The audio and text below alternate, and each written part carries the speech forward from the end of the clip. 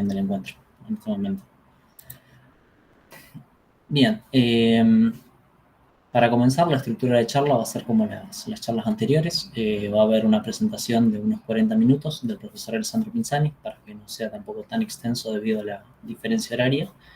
Y luego de eso se pueden hacer las preguntas al final, ya sea o bien levantando la mano por las herramientas virtuales que nos da el Google Meet, o para quienes lo prefieran, puede ser simplemente escribiendo las preguntas en el chat y las podemos ir leyendo.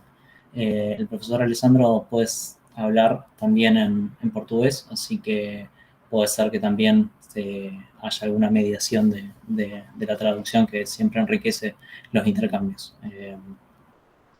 Paso ahora a las presentaciones.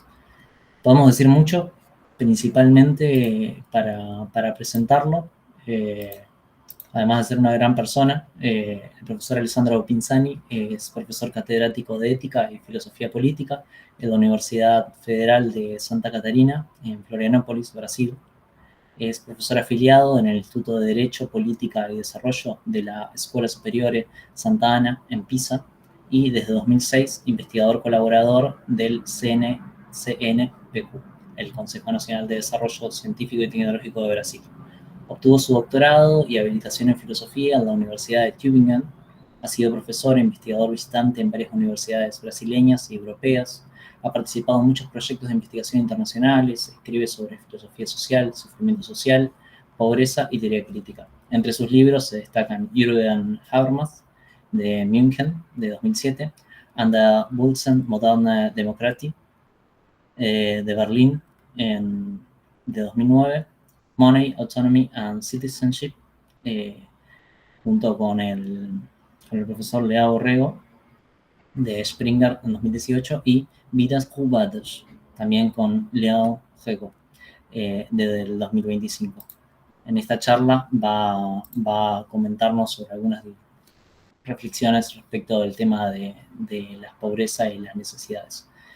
Adelante, Alessandro, el espacio es todo tuyo. Muchas gracias, Franco. Buenas tardes para quien está en Argentina. Buenas noches a Franco, que está en Europa como yo. Agradezco a Franco y a Guillermo por la invitación, a participar de eso. Y es un placer estar aquí, es un placer ver amigos como Facundo.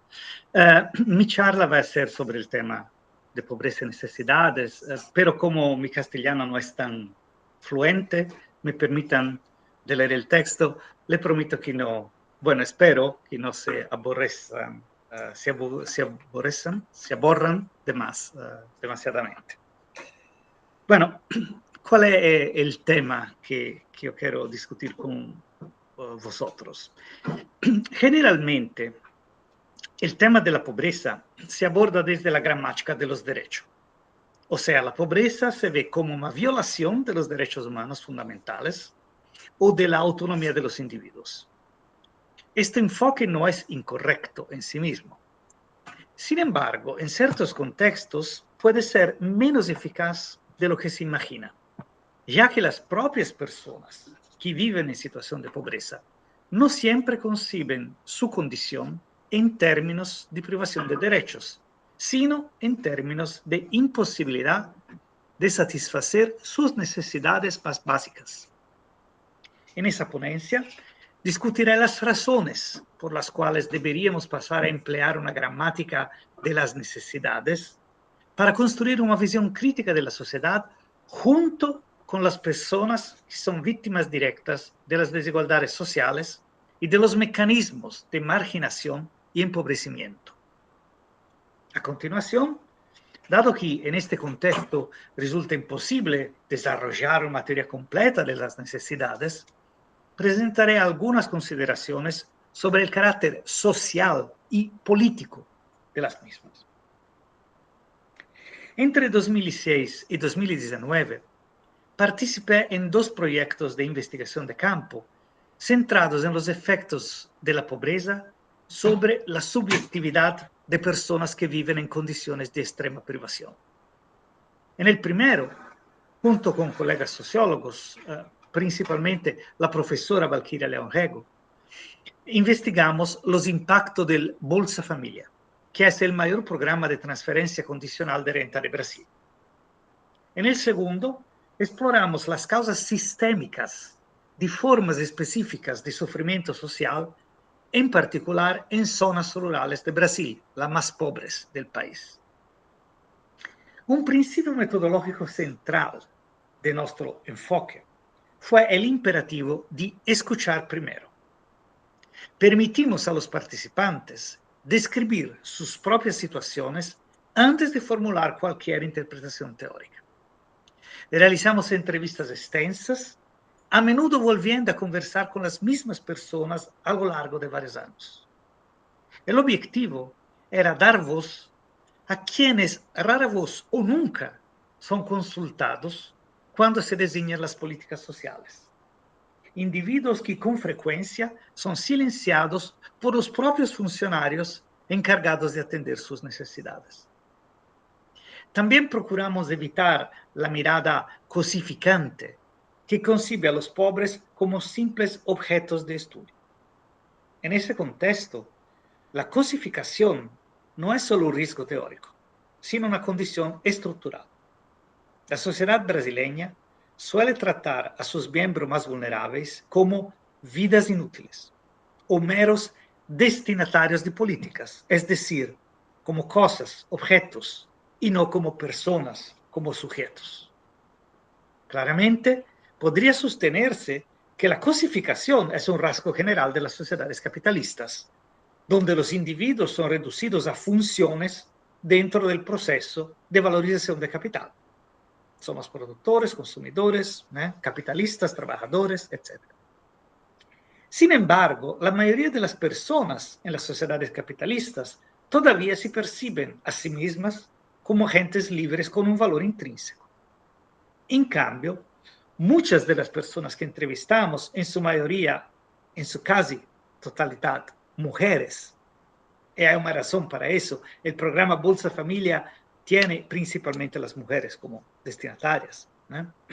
Entonces, muchas de las personas que entrevistamos eran conscientes de su falta de autonomía y de las restricciones que moldaban sus vidas. O sea, no se consideraban agentes libres ni valiosos. Lo que más nos impresionó fue la marcada discrepancia entre las narrativas personales de las mujeres y las explicaciones que ofrecían sobre sus circunstancias. Hablaron con franqueza de infancias marcadas por el hambre y la sed, de la violencia doméstica, de embarazos no deseados, trabajos agotadores, luchas cotidianas por el alimento y humillaciones reiteradas por parte de funcionarios públicos y por parte de ciudadanos más acomodados. Sin embargo, al explicar su situación, con frecuencia se culpaban a sí mismas, al destino o a Dios. Sus relatos tendían a ser fatalistas. Así es la vida, lo que se puede hacer. La vida le parece frecuentemente una corrida implacable donde no hay compañeros ni amigos, mas solamente rivales. Una mujer lo resumió con brutal claridad. Serpiente come serpiente. Cobra come cobra, en portugués. Eso nos planteó un dilema metodológico. Como críticos sociales, entendíamos la situación de estas mujeres como el producto de procesos, de largo proceso, de marginación, procesos de larga duración.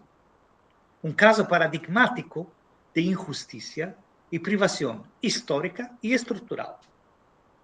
Sin embargo, sus interpretaciones divergían radicalmente de las nuestras.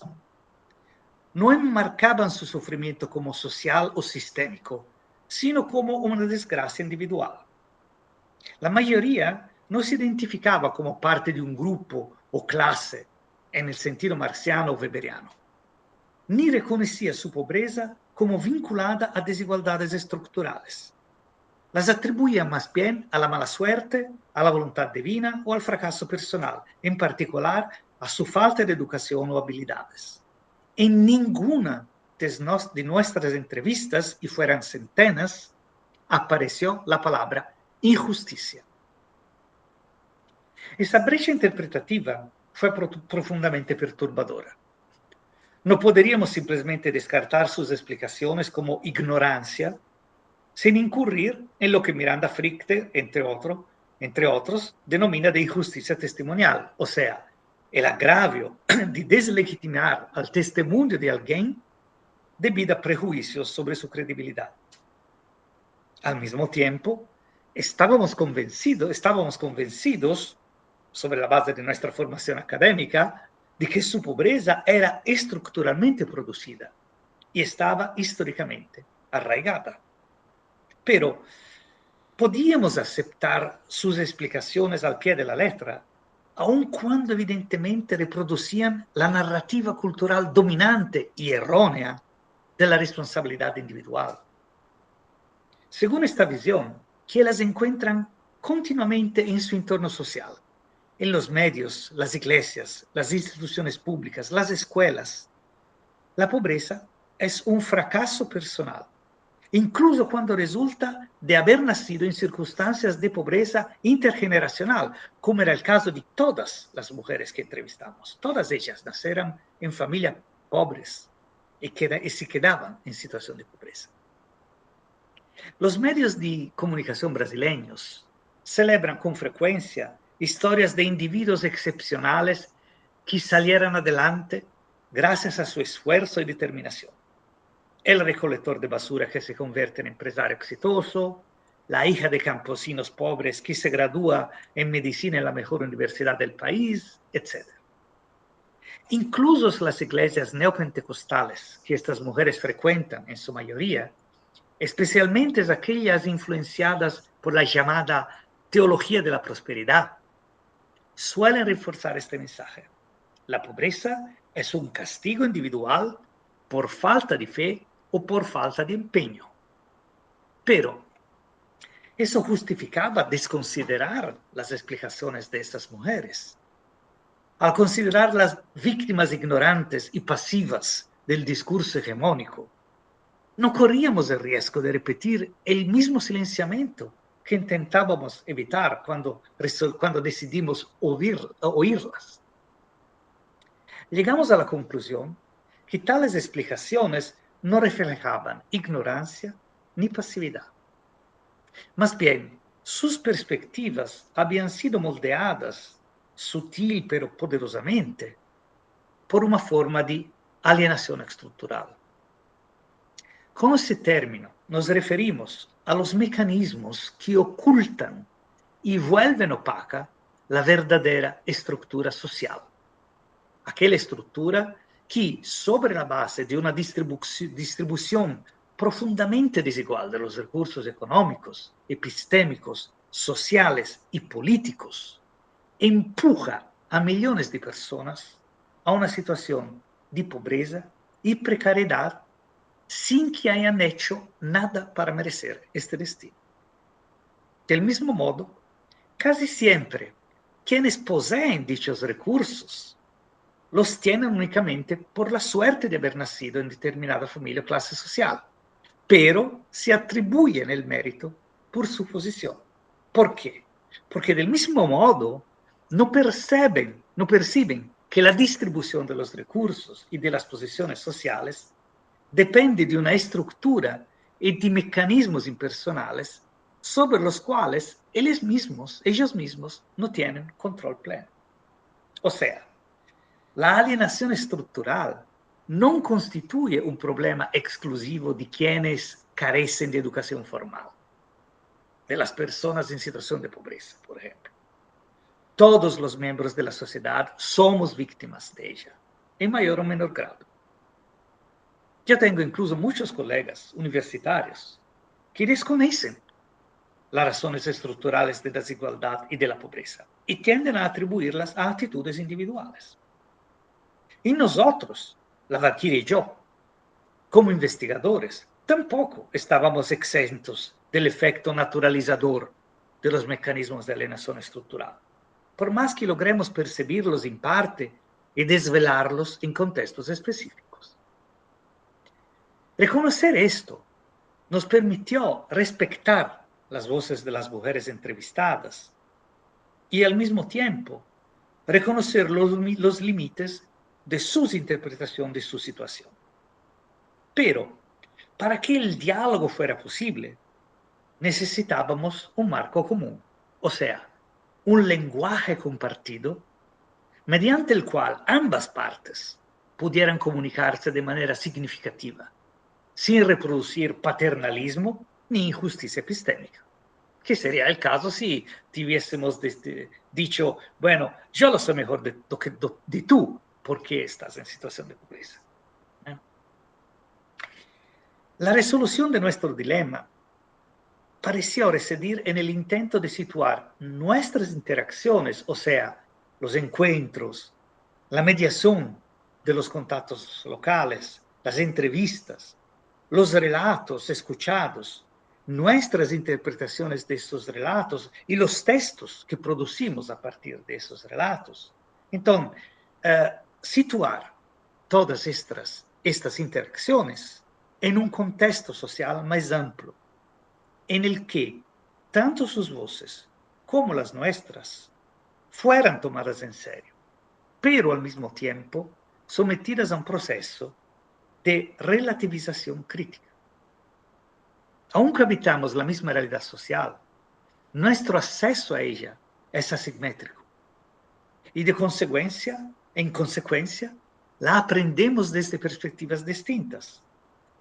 Perspectivas que, sin embargo, pueden ser menos irreconciliables de lo que parecen al inicio. Entrevistar a personas que viven en la pobreza implica un tipo de interacción caracterizada por una doble dinámica de aprendizaje y cuestionamiento crítico de su situación vivida.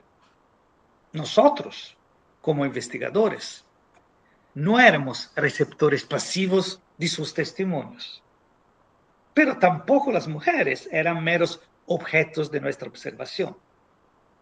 Más bien, el proceso se caracterizaba por un esfuerzo epistémico compartido, un intento de articular su condición social de un modo inteligible y significativo, tanto para ellas como para nosotros.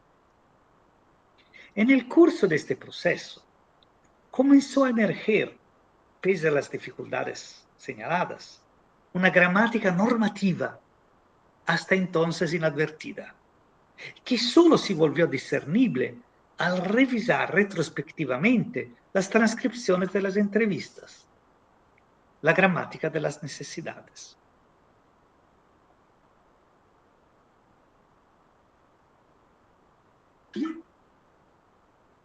Como ya se indicó, las mujeres nunca utilizaron el vocabulario de la injusticia. El término derecho o derechos aparecía solo de manera esporádica y raras veces con el peso semántico que suele tener en el discurso jurídico-político. Lo que pero encontramos de manera persistente fueron relatos centrados en las necesidades y en la ausencia de condiciones consideradas necesarias para una existencia mínimamente digna. Estas necesidades podían ser materiales, como dinero, alimentos, agua potable, o inmateriales, como educación, respeto, confianza en sí mismas. En efecto, sería más correcto decir que hablaban no de necesidades, sino de carencias. Carencias no son meras necesidades. Una necesidad no genera por sí misma sufrimiento, mientras los medios para satisfacerla estén disponibles. Se puede tener hambre y tener comida, estar cansado y poder descansar, desear afecto y recibirlo de un ser querido. Sin embargo, cuando los medios de satisfacción están ausentes o son estructuralmente escasos o distribuidos de forma injusta, no nos enfrentamos a simples necesidades, sino a verdaderas carencias.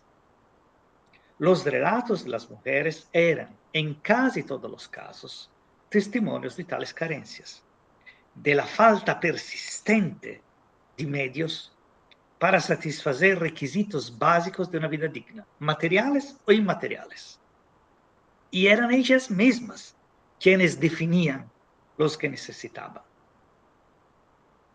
Si por un lado el discurso hegemónico en la sociedad brasileña y en muchas otras presupone una imagen del individuo como sujeto autónomo y portador de derechos, por otro lado, su experiencia vivida está marcada por una condición de carencia, por una falta de autonomía y por una conciencia limitada o nula de sus derechos formales. No se perciben como portadores de derechos, pero se ven como personas con necesidades o con carencias. Sin embargo, aunque no logren reclamar sus derechos, son capaces, al menos parcialmente, de articular sus necesidades. En sus relatos emerge, en la ausencia de una gramática de los derechos, y aunque de manera indirecta y oblicua, una gramática de las necesidades. Por lo tanto, sugiero que un cambio de registro, o más precisamente, un cambio en la gramática empleada durante las interacciones con los individuos involucrados en investigaciones como las nuestras, podría ofrecer una estrategia más efectiva para abordar sus situaciones y explorar soluciones potenciales para sus desafíos más urgentes. En otras palabras, defiendo que en ciertos contextos, no en todos, adoptar la gramática de las necesidades podría representar un enfoque más fructífero para la crítica social en comparación con los enfoques dominantes centrados en conceptos como justicia o injusticia, opresión o equidad. En resumen, centrados en la gramática de los derechos. Obviamente no estoy sugiriendo con esto que renunciemos a tal gramática, o peor aún, que renunciemos a intentar transformar en derechos concretos las demandas planteadas por personas en situación de pobreza o vulnerabilidad. Los derechos siguen siendo un componente indispensable de las luchas sociales y un mecanismo crucial para consolidar las conquistas de los movimientos políticos. En muchos casos, en particular para grupos marginados o históricamente silenciados, se han logrado avances sustanciales gracias al uso estratégico del lenguaje basado en los derechos. Nuestra principal preocupación, sin embargo, radica en las posibles limitaciones de depender exclusivamente de la gramática de los derechos en el contexto de la lucha social. Se trata, repito, de ver en la gramática de las necesidades un instrumento de análisis y formulación de demandas que pueda reunir a investigadores y personas entrevistadas en las investigaciones y que represente un lenguaje común de crítica social y de reivindicación política para los dos grupos. Diferentes condiciones históricas y sociales requieren distintas estrategias políticas. En algunos contextos, la apelación a los derechos individuales puede resonar de manera efectiva entre los grupos que necesitan ser movilizados. Por ejemplo, ese es el caso normalmente aquí en Europa para grupos como los precarios, los que no poseen moradía, habitación.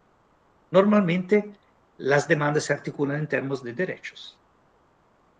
En otros contextos, sin embargo, el lenguaje de los derechos puede resultar demasiado distante de la experiencia vivida y del mundo conceptual de quienes se ven más afectados. Como ya dijo, las personas entrevistadas en nuestra investigación de campo rara vez o nada, nunca utilizaban un vocabulario basado en los derechos. Algunas de ellos desconocían el concepto por completo. Y eso dificulta imaginar su movilización en torno a un discurso que no reconocen. En cambio, articulan claramente su situación en términos de necesidades insatisfechas y con frecuencia formulaban demandas específicas respecto a los satisfactores, o sea, a los medios de satisfacción correspondientes. En su experiencia, derechos aparece como un término abstracto y vacío, cuyo significado es definido por actores externos que pretenden hablar en su nombre.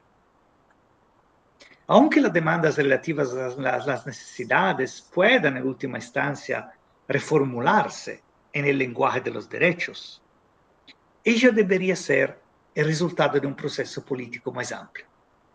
Los individuos deben primero tomar conciencia de sus necesidades o de sus carencias y solo después comprender que la satisfacción de dichas carencias podría, en principio, convertirse en objeto de derechos legalmente reconocidos. Tal transformación requiere también la comprensión de lo que son los derechos y el reconocimiento de sí mismos como titulares de derechos. Incluso entonces, no desaparece el riesgo de que las dificultades personales se interpreten como agravios aislados que deben resolverse por vía judicial, individualizando así una condición estructural y despoliticizando una potencial acción colectiva. Es decir, en el caso de las mujeres entrevistadas, el riesgo es que sigan concibiendo su situación de pobreza como un destino individual, tal como ocurre ahora. De este modo, la gramática de los derechos puede incluso transformar cuestiones fundamentalmente políticas, como la erradicación de la pobreza, en demandas judiciales individualizadas, contribuyendo así a mantener en la oscuridad las estructuras sociales injustas, contribuyendo entonces a mantener la alienación estructural. La gramática de las necesidades parte del supuesto de que los individuos y sus intereses no se oponen a la sociedad, como puede suceder bajo la gramática de los derechos. Piensen en los análisis de Axel Honneth en El derecho de la libertad. ¿Por qué? Porque las personas desarrollan y satisfacen sus necesidades principalmente a través de las relaciones sociales y en su interior. Mientras la gramática de los derechos enfatiza la autonomía individual y define la libertad como independencia de la voluntad ajena, o sea, de los otros, la gramática de las necesidades resalta la interdependencia mutua y concibe la libertad como enraizada en la cooperación social. Esta libertad social de la cual habla el dicho Honneth. Entonces, la gramática de las necesidades reconoce que dependemos de los demás para satisfacer incluso nuestras necesidades más básicas. Pero no considera esta dependencia como algo inherentemente negativo, de lo cual se libertar. Por el contrario, la interdependencia mutua fundamenta la idea de que las sociedades humanas existen para ayudar a sus miembros a satisfacer sus necesidades, desde las más básicas y materiales hasta las más complejas e inmateriales. Una sociedad que no haga eso, de cierta forma, no corresponde a su naturaleza, para usar un termo aristotélico casi, a su telos. Podemos hablar de eso en la discusión. Pero, ¿qué son estas necesidades? ¿Cómo debemos entenderlas? Enseguida voy a tentar esbozar no una teoría de las necesidades, ya lo dijo, pero apuntar para algunos caracteres de lo que son las necesidades.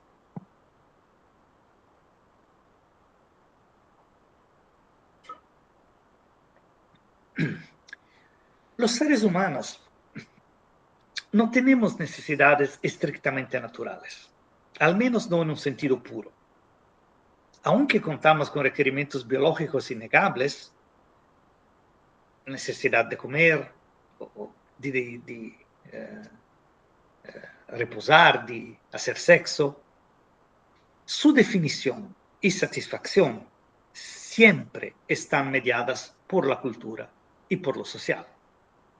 Como ya señalaban Hegel y Marx, las necesidades se desarrollan históricamente y ese desarrollo constituye el proceso mismo por el cual nos convertimos en humanos.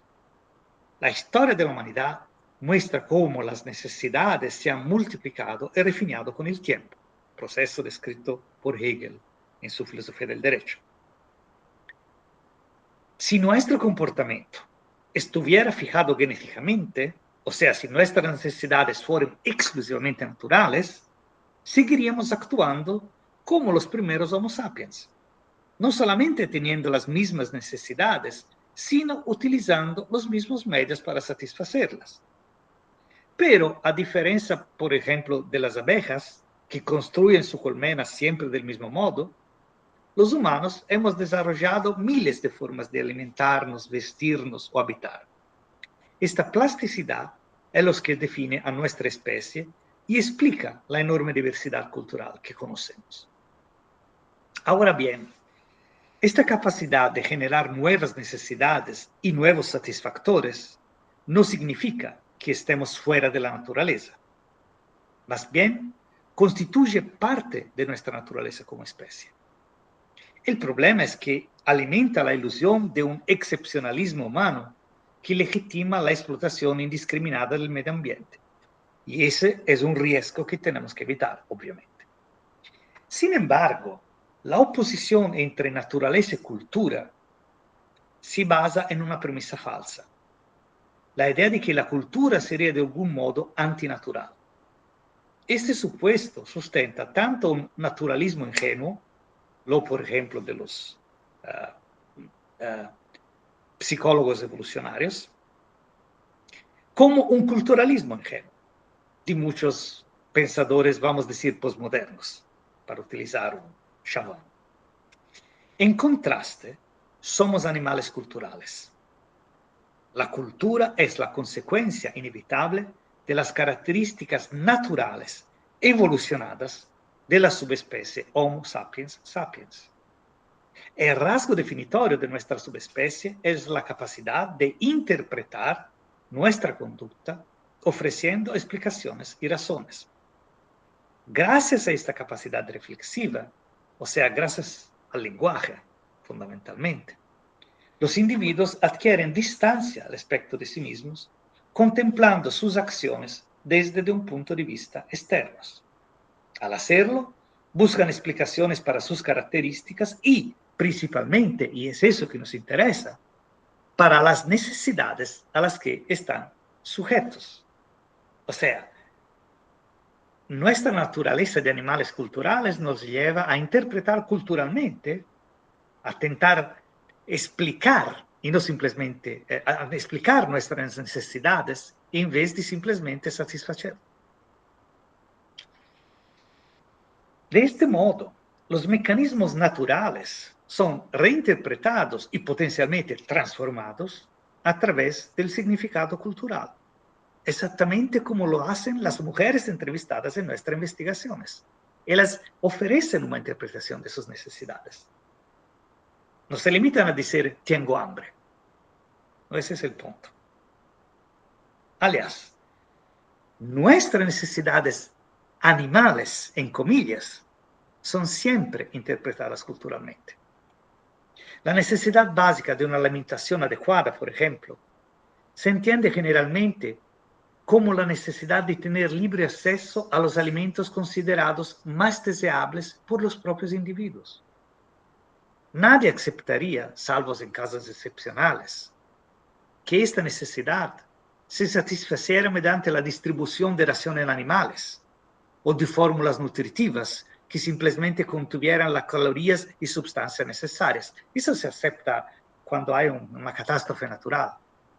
Pero normalmente, si exigimos la satisfacción de nuestra necesidad de alimentación, la entendemos en el sentido de nos queremos decidir, tener acceso a los alimentos y no simplemente que nos nutran, como si fuésemos animales domésticos.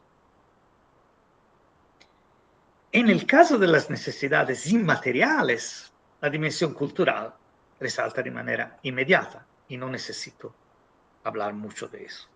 Por tanto, la capacidad distintiva del Homo sapiens sapiens de ofrecer razones articuladas lingüísticamente, esta capacidad es indispensable para pensarnos una teoría social basada en las necesidades. Las demandas relacionadas con las necesidades, como aquellas que las mujeres entrevistadas levantaban, estas demandas se sitúan en el centro de la comunicación y sociabilidad humanas y desempeñan un papel decisivo en la formación de la identidad personal. Nos convertimos en las personas que somos únicamente al aprender a formular lingüísticamente reivindicaciones acerca de la satisfacción de nuestras necesidades. Si a causa de las circunstancias sociales en las que nacimos y crecimos, no logramos desarrollar la capacidad de interpretar nuestra situación de carencias y de formular demandas normativas, es como si fuéramos, en cierto sentido, menos humanos. Mejor dicho, son precisamente esas circunstancias sociales las que nos impiden llegar a ser plenamente humanos. Y es interesante que algunas de las mujeres que entrevistamos decían, antes de recibir los programas sociales, yo no me sentía una persona, me sentía un animal, porque cada día yo salía de mi casa cazando comida. Desde esta perspectiva, Matthias Iser, un filósofo alemán, propone una distinción entre tres niveles de necesidades, que no de tres tipos de necesidades, no es una teoría, una categorización de las necesidades, sino formas progresivamente más exigentes de mediación normativa. Según él, entonces, en el nivel más fundamental se encuentran las necesidades corporales básicas, o sea, aquellas que reflejan nuestra dependencia original de los demás. El ejemplo escogido por él es la necesidad de alimento, la necesidad de un lactante, de alimento, seguridad y consuelo. Necesidad que solo puede satisfacerse mediante el cuidado de otros, la madre, el padre, otros.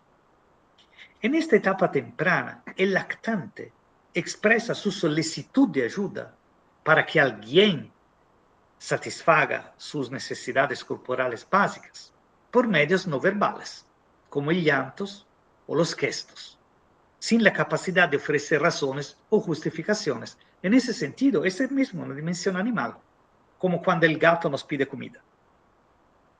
Sin embargo, a medida que el niño adquiere el lenguaje, o la niña adquiere el lenguaje, estas mismas necesidades pueden articularse de forma lingüística y así, de ese modo, ingresar en el dominio de la normatividad. O sea, se presentan como reivindicaciones o expectativas dirigidas a otros. O sea, la mediación lingüística constituye una condición necesaria para transformar una simple solicitud de ayuda en una demanda normativa. Un desarrollo ulterior ocurre cuando estas necesidades dejan de ser percibidas como impulsos biológicos aislados y se sitúan en el marco de las relaciones sociales. Según Iser, se convierten entonces en necesidades interactivas. Son demandas para alguien específico. Finalmente, al tomar conciencia de su dependencia de otros para satisfacer sus necesidades, los individuos comienzan a formularlas como necesidades normativas, comillas de Iser. Los individuos reconocen que las necesidades deben comunicarse a otros cuya cooperación es indispensable y que dicha comunicación tiene lugar en un espacio social compartido, regido por normas.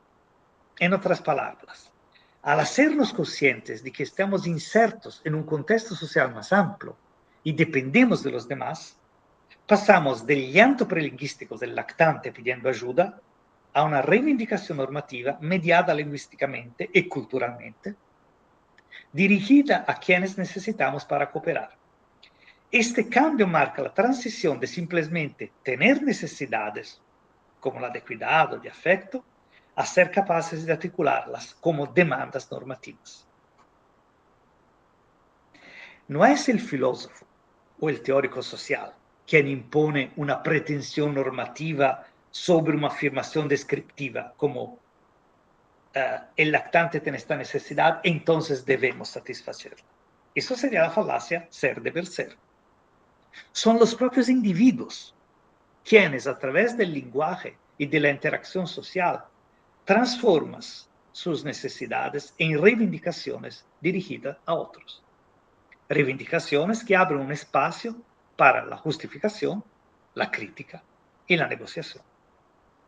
Para comprender cómo se pasa, entonces, de la formulación de necesidad a una demanda normativa acerca de ella, debemos remitirnos brevemente a la dimensión social de las necesidades. Y con eso estoy empezando a terminar mi charla. Justamente esta dimensión social hace las necesidades particularmente relevantes para una teoría crítica de la sociedad.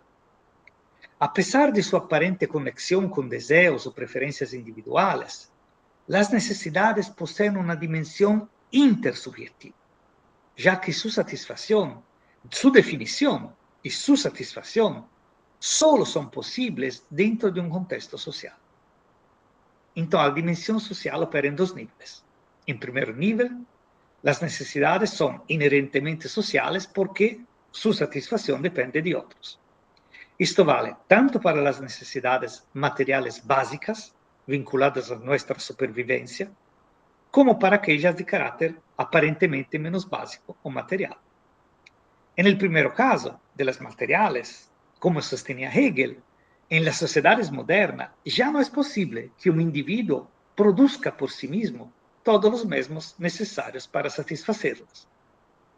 Alimentos, vivienda, vestimenta. En el caso de las necesidades inmateriales, se trata de necesidades relacionadas con relaciones intersubjetivas. El amor, la admiración, el reconocimiento, el respeto. En definitiva, las necesidades presuponen, tanto para su desarrollo como para su satisfacción, la interacción con otros individuos. En el segundo nivel de la dimensión social, las necesidades son construidas socialmente dentro de contextos culturales y sociales específicos, siendo su validez y satisfacción contingentes a las visiones del mundo y a los valores predominantes.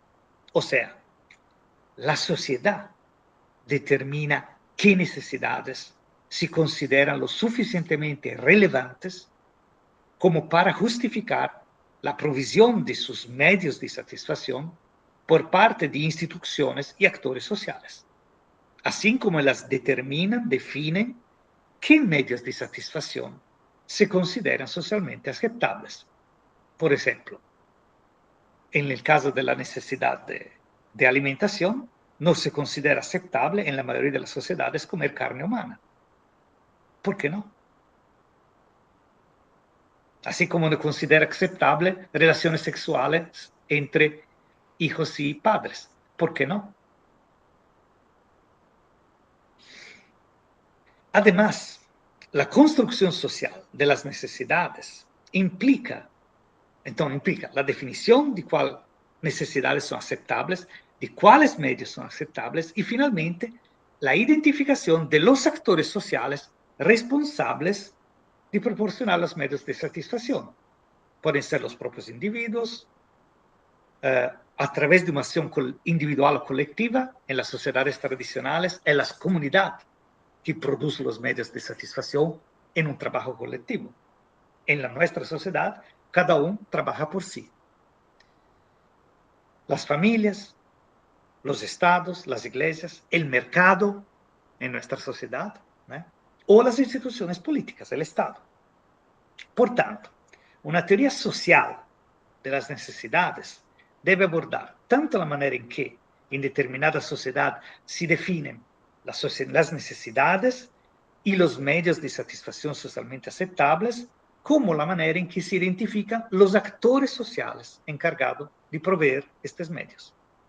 Este enfoque podría conducir a la formulación de criterios relevantes para establecer una crítica social inmanente y plural.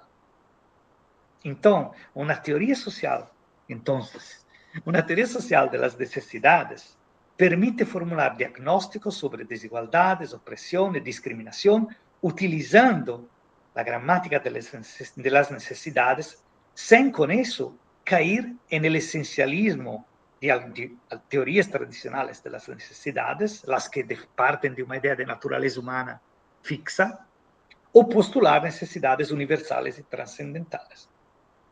Una teoría política, no social, política de las necesidades, debería priorizar el examen de los mecanismos involucrados en la definición de las necesidades y de los medios de satisfacción socialmente aceptables y de los actores sociales relevantes.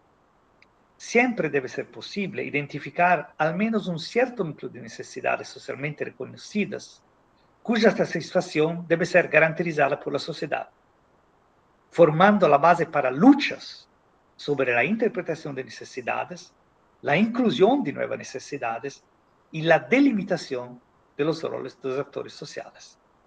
Dentro de este marco, pueden desarrollarse estrategias políticas para el cambio social que utilicen la gramática de las necesidades, accesible incluso para individuos que no se involucren con la gramática de los derechos. Por tanto, finalizando, el concepto de necesidad opera tanto como un concepto sociopolítico como un concepto socioteórico. En el contexto de la teoría social, puede elucidar cómo la sociedad provee o falla en proveer los recursos necesarios para satisfacer las necesidades de sus miembros. Ofrece un análisis descriptivo sin adoptar una posición inherentemente normativa, llevando a una crítica funcional de la sociedad. La sociedad no está funcionando. Sin embargo, en el ámbito de la filosofía social, el concepto asume una dimensión normativa, enfocándose en las necesidades que se espera que la sociedad atienda directa o indirectamente. Y eso puede llevar a una crítica moral centrada en la justicia o injusticia de los procesos que definen las necesidades, que producen y distribuyen los medios de satisfacción y que atribuyen roles sociales. Pero esta crítica, cuando se combina con conceptos como bienestar, dignidad, autonomía, adquiere una dimensión ética, reflejando ideales de una vida buena, tanto desde el punto de vista individual como social. O sea, ahí la crítica se entrelaza con la autoimagen de la sociedad y con su búsqueda de objetivos amplios.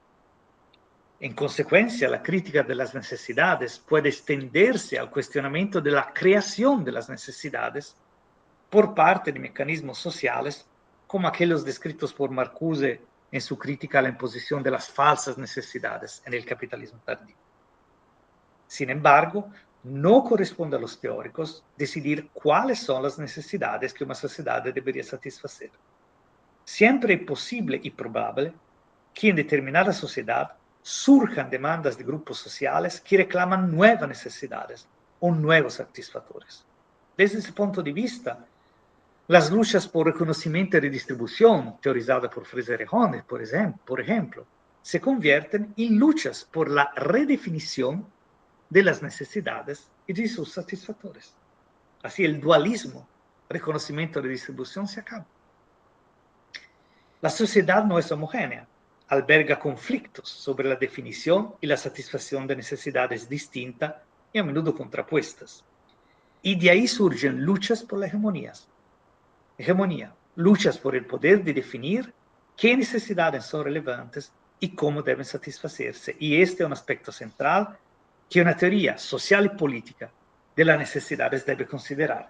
Pero ese es un aspecto que no puedo desarrollar aquí en este contexto. Gracias por su atención. Bueno, muchísimas gracias. Sí. Sí, realmente muy bien. Si no nos hubieras dicho que estabas leyendo, no nos enterábamos, creo, porque fue muy dinámica la charla y creo que eso, además de que el tema de por sí ya es un tema acuciante, entretenido y arduo, por ahí para emocionalmente por lo menos interpelante, creo que además la charla tuvo un dinamismo que permitió seguirlo muy bien sin la necesidad de un soporte gráfico para nada. Bien, hay varias preguntas, así que comencemos. Primero, Guillermo, si querés, vos que fuiste el primero quizás en apuntarte para las preguntas, si querés resumir. Sí, voy a resumir un punto nada más, Alessandro, porque es muy rica la exposición y me suscita varios planos de preguntas distintas, entonces voy a tratar de sintetizar algunos de esos planos en una cuestión o en un punto. Me parece que si no entiendo mal, un punto neurálgico de tu papel es distinguir, grosso modo, dos enfoques para enfrentar el tema de la pobreza. Un enfoque basado en los derechos, ¿m? O en el discurso de los derechos, el discurso filosófico de los derechos. Y por otro lado, que lo voy a estereotipar a ese enfoque como, no sé si lo voy a hacer de modo correcto, arriba abajo. En cambio, habría, bueno, no lo sé, eso es una parte de la cuestión. Y en cambio, habría otro modelo que hace énfasis en las necesidades de los consultados, de la comunidad, de cierta comunidad de los consultados.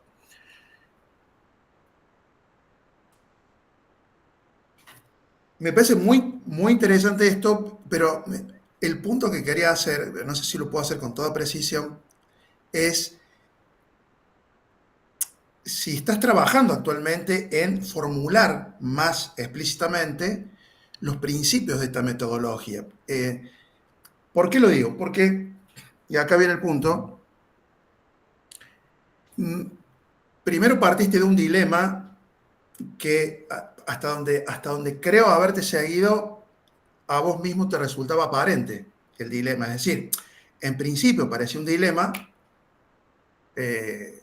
epistémico y ético, pero luego de algún modo se disuelve. Entonces, ¿hasta qué punto también no se borra o se afloja la distinción entre los dos enfoques o se difumina por muchas cuestiones, ¿no? Por un lado, porque en algún punto me hacías acordar a Hannah Arendt, pero por razones que no tienen que ver, cuando Hannah Arendt dice, bueno, nos enfrentamos al holocausto, tenemos que reinterpretar todas las categorías que los filósofos venimos en Occidente elaborando para poder entender o dar cuenta de esto, ¿no? Entonces, en algún sentido, vos acusás a cierta filosofía política de abstracción, de falta de compromiso ético, de alienación epistémica o de desconocimiento de las necesidades sobre las cuales luego elabora una teoría de los derechos, algo así.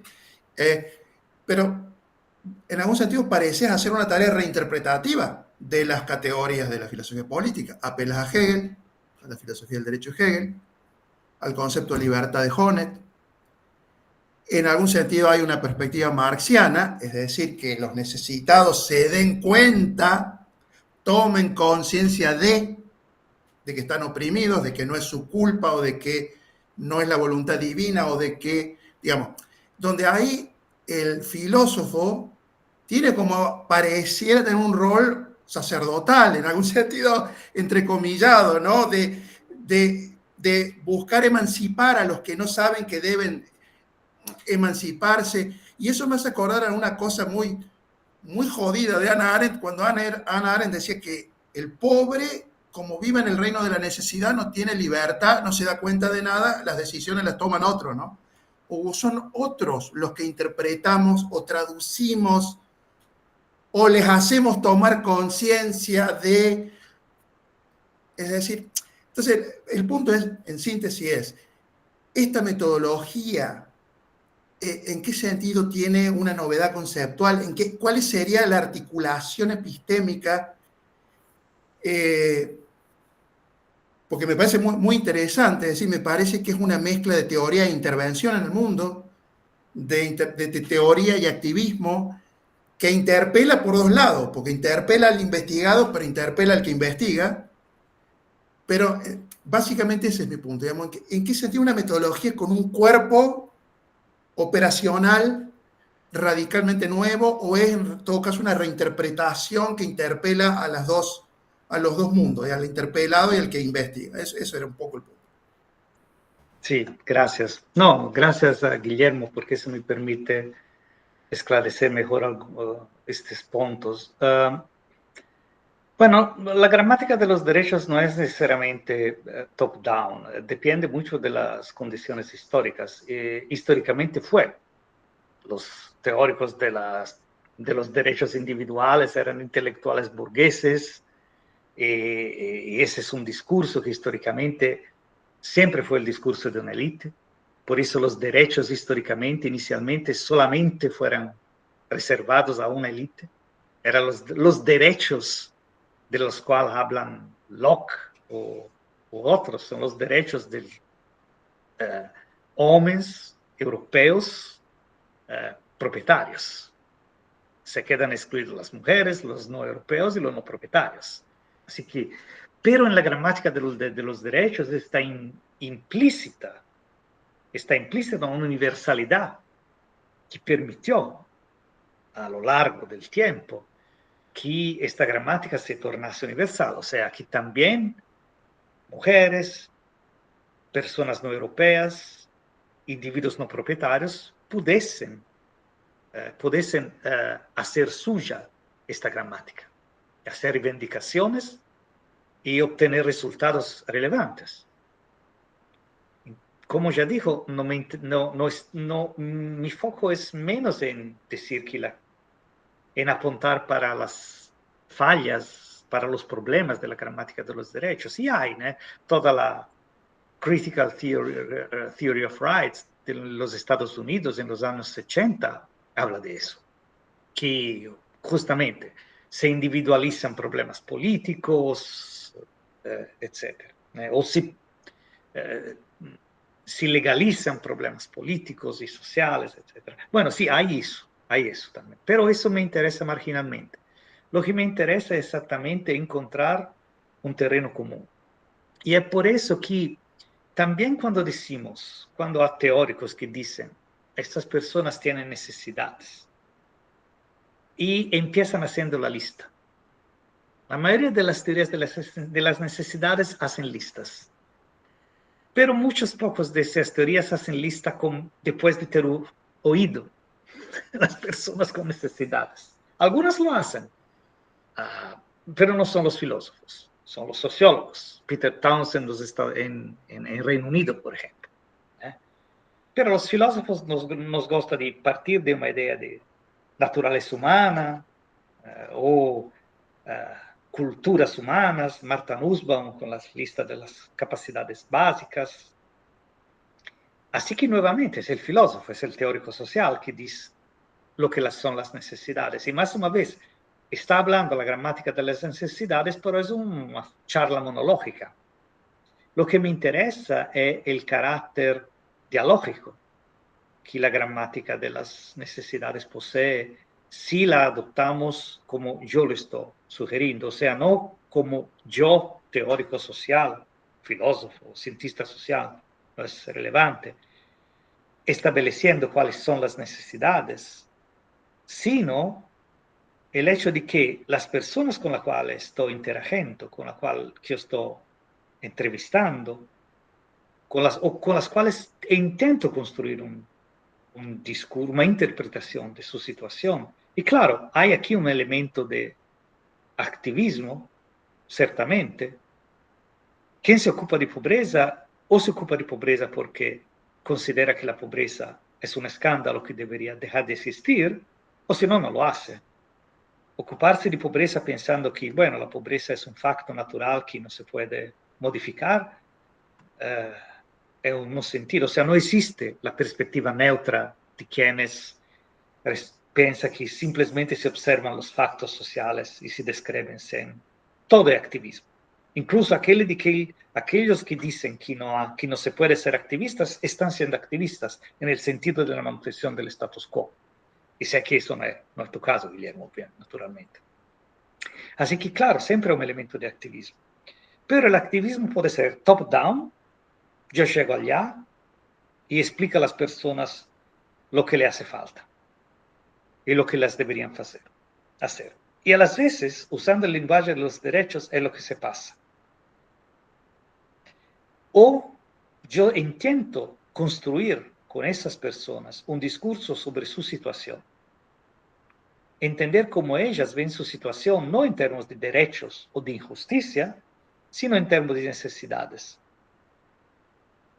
Y con eso perceber que en su formulación de sus necesidades hay una demanda normativa implícita que no somos capaces de reconocer justamente porque estamos tan acostumbrados a las demandas normativas formuladas en la gramática de los derechos. O sea, no reconocemos que cuando ellas dicen lo que le hace falta, hay una demanda ya.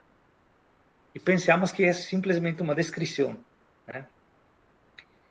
Y por eso la idea es de movilizar en términos de crítica social, crítica normativa, esta gramática de las necesidades, justamente para evitar un discurso top-down. Entonces, la idea es justamente no el teórico social esclareciendo a nadie. No esclarecemos a nadie en todas nuestras entrevistas. Nunca intentamos mostrar a estas mujeres que en la realidad su problema era causado por la espantosa desigualdad social que caracteriza a la sociedad brasileña. No haría sentido. Y sería injusto. Eso sí, más una vez, sería injusticia epistémica. Escoge la forma, si es testimonial, en fin, no sé. Es injusticia epistémica. Eso no lo queremos.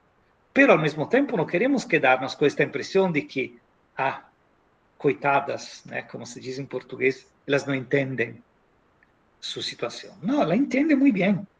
La entiende muy bien. Somos nosotros que no entendemos cómo ellas la entienden. Y por eso necesitamos de un lenguaje en común. Claro, aquí hay por eso hablé de aprendizaje mutuo. Claro que ellas también aprenden a ver su situación de otra forma. Pero yo no diría que aquí no es menos una cuestión de activismo, yo diría que es una cuestión de catalizar, de tener una función de catalizadora. O sea, de desencadenar un proceso de autoaprendizaje. Y lo percebemos, sobre todo en el caso de las mujeres que volvemos a entrevistar cada año, por varios años. Al final, ellas tenían una percepción de su situación completamente diferente, incluso gracias a estas conversas. Pero sin que nos intentamos, en momento ninguno, intentamos explicar a ella algo. El simple hecho de hablar y de poder hablar siguiendo su visión, hablar de necesidades y encontrar a alguien que te entiende, que te dice, bueno, ¿cuáles son tus necesidades? Lo que serían los medios mejores para satisfacer tus necesidades, etc. Eso ya le daba la capacidad de repensar su situación. Era eso, solamente eso. Excelente. Cristian.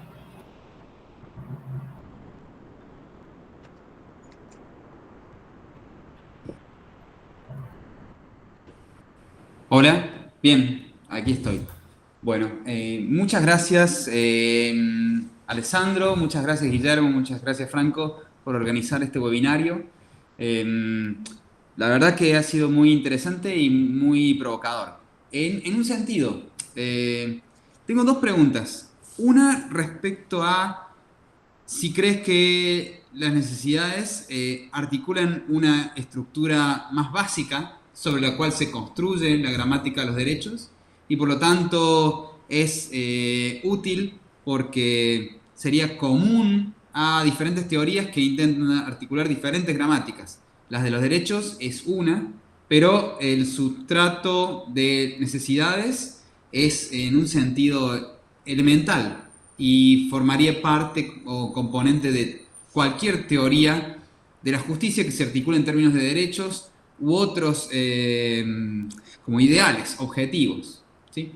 Y por otro lado, pienso que si estarías de acuerdo en que una propuesta como la tuya implicaría o exigiría también una, por ejemplo, reformulación de los textos positivos legales, de las constituciones, digamos, que están como traducidas, formuladas, expresadas en términos de derechos. Porque pareciera que los derechos constituyen ese lenguaje común que es necesario para poder expresar una demanda y también comprender las razones por las cuales se justifica la demanda. ¿Sí? La demanda está basada en un derecho y entonces yo tengo la obligación y el deber de compensar, rectificar, auxiliar. Pero si no hay un derecho, entonces yo no tendría un deber. En cambio, si solo hay una necesidad, sería como algo bueno que esta necesidad estuviera satisfecha, pero no está claro quiénes son los responsables de la satisfacción de la necesidad. Bueno, muchas gracias, Alessandro. No, gracias a ti, Cristian. Estas son dos preguntas excelentes. Bueno, en el caso de la primera, en la realidad, tu pregunta ya contiene la respuesta. Sí, la gramática de las necesidades puede servir como base, por ejemplo, por la gramática de los derechos o por una gramática de la injusticia o de la opresión. Si la idea es que la razón de ser, de existir de las sociedades es ayudar a sus miembros a encontrar los medios para satisfacer sus necesidades, a partir de eso yo puedo criticar una sociedad por ser disfuncional o por ser injusta, por ser opresiva. Así que es mismo, como tú dijiste, es la estructura más básica, de la cual estamos hablando. Ahora, en relación al segundo punto, yo pienso que lo que sería más interesante, sí, claro, se pueden transformar demandas normativas acerca de necesidades en derechos positivos. Pero lo que más sería interesante para mí es identificar los mecanismos institucionales que permitan este proceso. O sea, lo que me llama mucho la atención es que a los pobres, para usar este término, para indicar no personas en situación de pobreza, pero personas que viven hasta generaciones en pobreza. Así que el hecho de vivir en pobreza se torna casi un calificante ontológico, con muchas comillas, porque claro, nadie está por naturaleza condenado a estar en la pobreza. Pero los pobres generalmente son objetos de políticas y nunca sujetos de la política.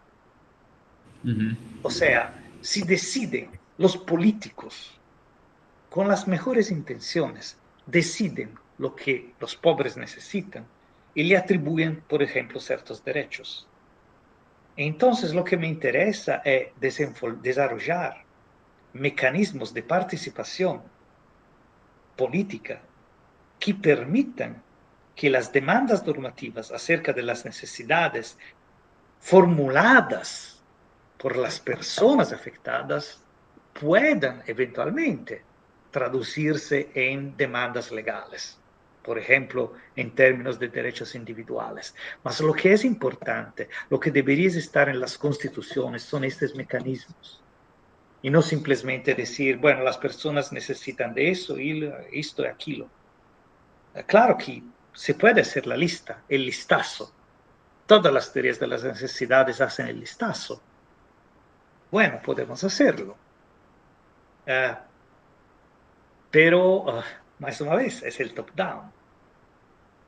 ¿Cuáles son las necesidades que no entran en el listazo, más que las personas gustarían que entrasen? ¿O quién decide cuáles son los actores sociales relevantes? ¿Quién decide cuáles son los medios para satisfacer los derechos? Vamos a decir, si en la Constitución está el derecho a una alimentación adecuada, eso podría justificar el hecho de que un Estado totalitario, por ejemplo, distribúa, como ya dijo, una ración padrón y todo el mundo se come lo mismo. Esparta. En Esparta las necesidades básicas están satisfechas. Todo el mundo come la misma comida. Todo el mundo duerme el mismo, los hombres, ¿no? Las mujeres naturalmente siempre se quedan excluidas. Entonces, sabes, es claro que es importante transformar estas demandas normativas en instrumentos jurídicos efectivos, pero tenemos que tener conciencia de los límites y de los riesgos implícitos en eso. Y, como ya dijo, focar más en los mecanismos que permitan que estas demandas normativas se traduzcan en instrumentos legales efectivos. No necesariamente la forma de derechos constitucionales, pueden ser otros mecanismos. Más una vez, participación política. Dejar que las personas que participan de los programas sociales participen de la construcción de los programas sociales y no simplemente se cadastren, se registren y reciban los beneficios. Ahí sí estoy tratando a estas personas como sujetos, como objetos pasivos de políticas y no como sujetos de política. No sé si eso responde a tu cuestión. Gracias, Cristian. Bien. Facundo.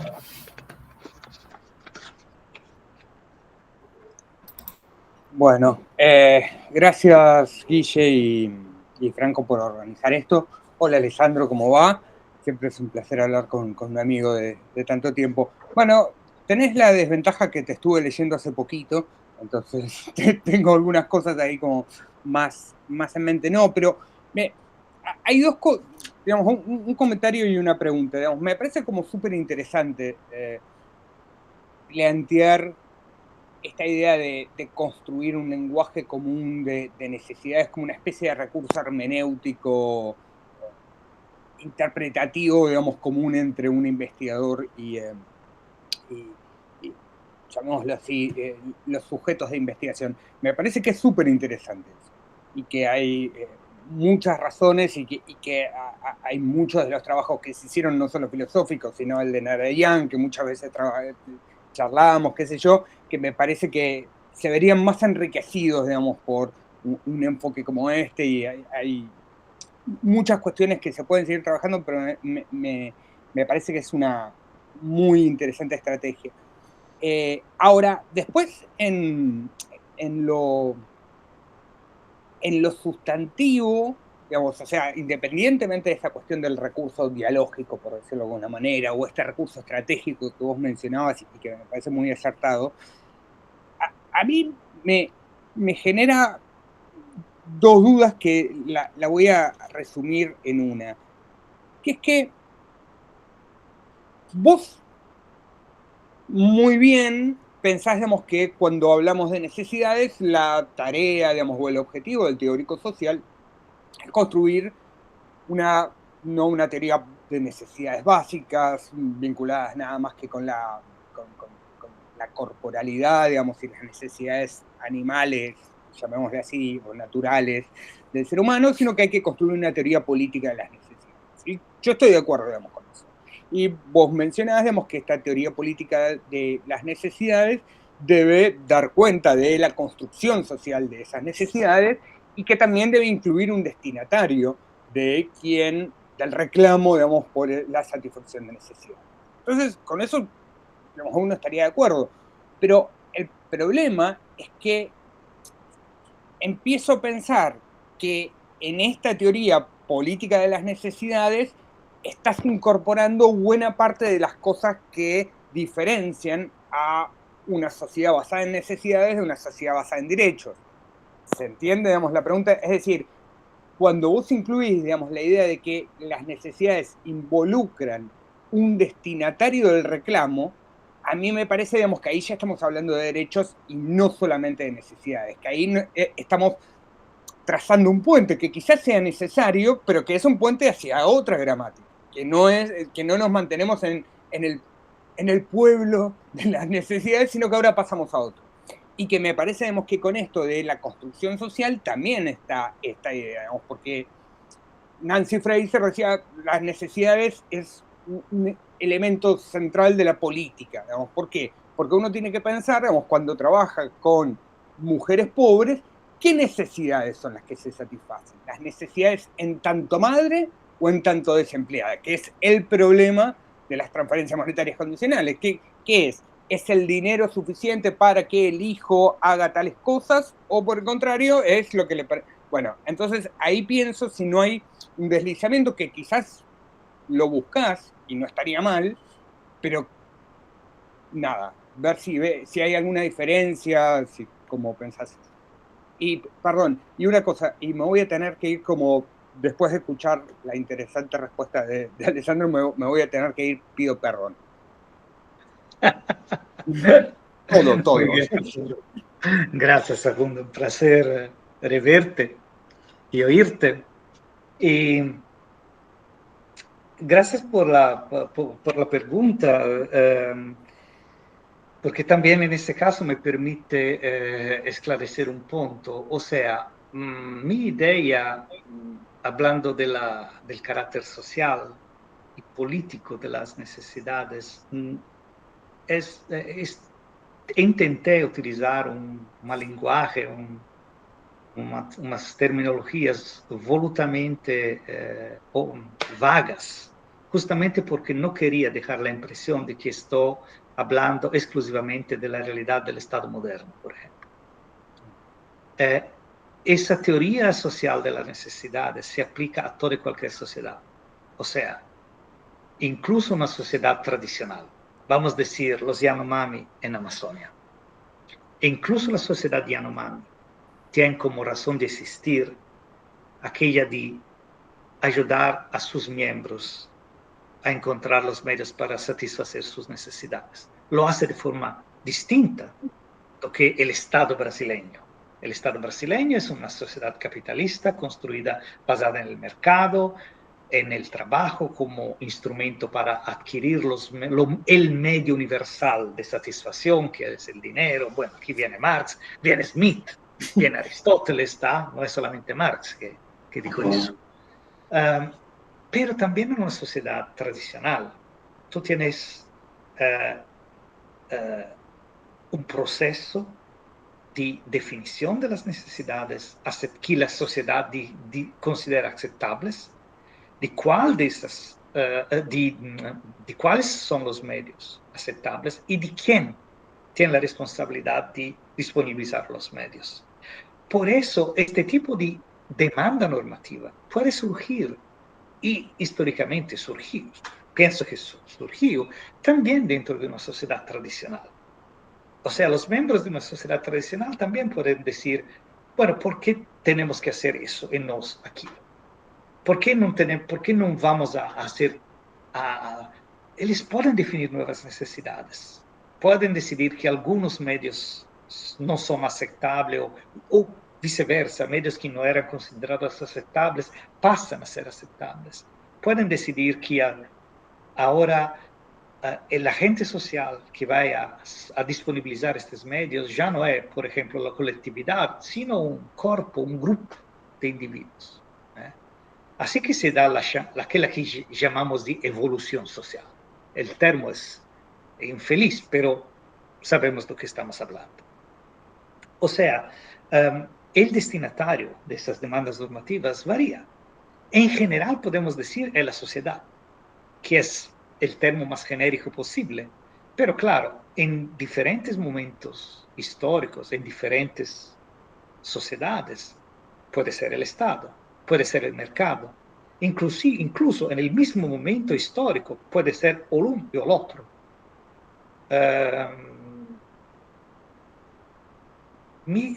Mira nuestras sociedades capitalistas. Compara una sociedad como la estadounidense y la brasileña. En las dos sociedades hay la idea de que hay una necesidad que la sociedad debería satisfacer relativa al cuidado de salud. ¿Se dice cuidado de salud en español? Bueno, pero en los Estados Unidos el destinatario de esta demanda es el mercado. En Brasil es el Estado. ¿Y por qué? Bueno, nuevamente, una teoría social de las necesidades va a explicar cómo se llega a esta formulación. Y traducir todo en términos de derechos deja de lado, deja fuera de la explicación muchas cosas. Muchas cosas. Por eso la cuestión del destinatario es relevante, mas sí que mi teoría es una metateoría, es teoría crítica y no es crítica social. O sea, yo estoy describiendo un armamentario teórico. Este armamentario teórico puede ser aplicado a determinadas situaciones y ahí se transforma en crítica social. Pero lo que estoy haciendo aquí es teoría. No sé si eso responde a tu inquietación, a tus dudas. No, Tienes que pero, salir. Sí. no, pero eso es una buena razón para seguir conversando. No te preocupes, es súper claro. Después lo seguimos charlando. Lo vamos a hablar en otras circunstancias. Tal cual. Está bueno. Bien, si no hay otra pregunta, vos, Guille, ¿querés decir algo? ¿No? Si no hay otra pregunta, Muy bien. considerando el horario también y la diferencia horaria, Alessandro, son Sí, las y 10:30 aquí a de la poco los noche. vecinos van a bater en mi puerta porque les necesitan dormir también. Sí, por eso. Así que vamos a ir cerrando la sesión de hoy. Ya mismo corto la grabación. Desde ya, muchísimas gracias principalmente a Alessandro.